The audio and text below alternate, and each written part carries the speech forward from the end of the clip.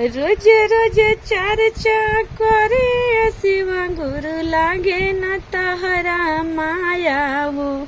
लोग रोज रोज चर्चा करे शिव गुरु लागे न तहरा माया हो। कौने करनमा बझनिया बनवल दिल ना गोदी में लालनमा हो। कौने करनमा बझनिया बनवल दिल ना गोदी में लालनमा हो। सासु ननदिया बझनिया को हे मारतारी ताना हो। सासु ननदिया गोतिनिया मिले बझनिया कहे मारेली हमके ताना हो। पुरुखवा मोर बझनिया पुरुखुआ मोर घर से निकाले कहेले बझनिया मोरे जनाना हो। पुरुखवा मोर घर से निकाले कहेले बझनिया मोरे जनाना हो। रोज रोज मंदिरिया धोई शिव गुरु लागे न तहरा माया हो।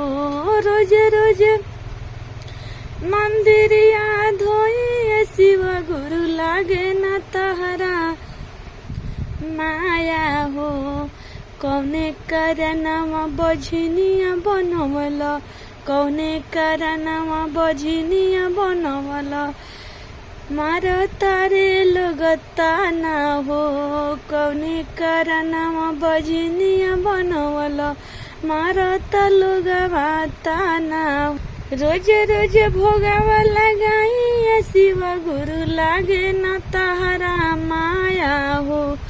रोज रोज भोगवा लगाई शिव गुरु लागे न तहरा माया हो। कौने करनमा बझनिया बनवल कौन करनमा बझनिया बनवल लोग मारता ताना हो। कौने करनमा बझनिया बनवल गोदी में दिल न लालनमा हो। गौआ नगरिया लगवा सब बझनिया कहीं बोलावेला। गौआ नगरिया लगवा सब बझनिया कहीं बोलावे। सासु ननदिया बझनिया कहीं घरवा से निकालेली। सासु ननदिया बझनिया कहीं हमरा के बोलावेली। रोज रोज पूजा करे शिव गुरु आवे न तोहरा माया हो। रोज रोज से पूजा करे शिव गुरु आवे न तोहरा माया हो।